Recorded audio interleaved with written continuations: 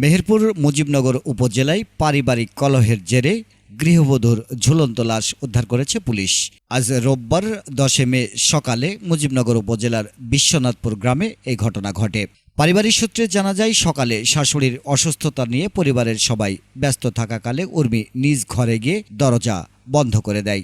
পরে দীর্ঘ সময় সাড়া না পেয়ে ঘরের পিছনে দরজা ভেঙে তাকে ঝুলন্ত অবস্থায় পাওয়া যায়।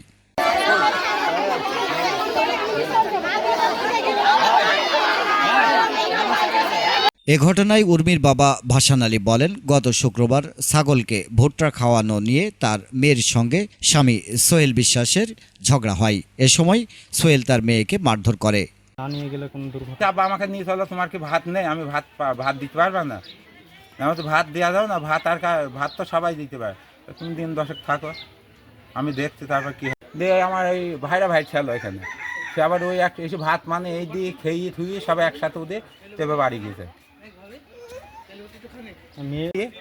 ওরা বললো যে কিছু হয় আমরা দায়ী, আমরা তা আছি। ওই জামারুল বললো, তারপর সৈরদ্দে বললো, ওই জামারুল ওই আমার জামাইয়ের বোনাই বললো, সে কি হবে না হবে তুমি সেদিন এসে, আমি একদিন এসে নিয়ে গেলাম না, তোমার কিরাম সাহসটাই তুমি নিয়ে যাবা।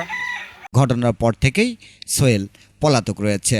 এ বিষয়ে মুজিবনগর থানার ওসি তদন্ত গৌতম কুমার জানান, পরিবারের পক্ষ থেকে এখনও কোনো লিখিত অভিযোগ পাওয়া যায়নি। তবে মৃত্যুটি রহস্যজনক হওয়ায় আইন অনুযায়ী ঘটনাটি গুরুত্ব সহকারে তদন্ত করা হচ্ছে।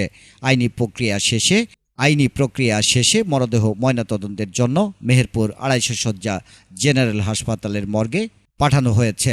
ময়নাতদন্তের প্রতিবেদন পাওয়ার পর মৃত্যুর প্রকৃত কারণ জানা যাবে বলে জানান তিনি।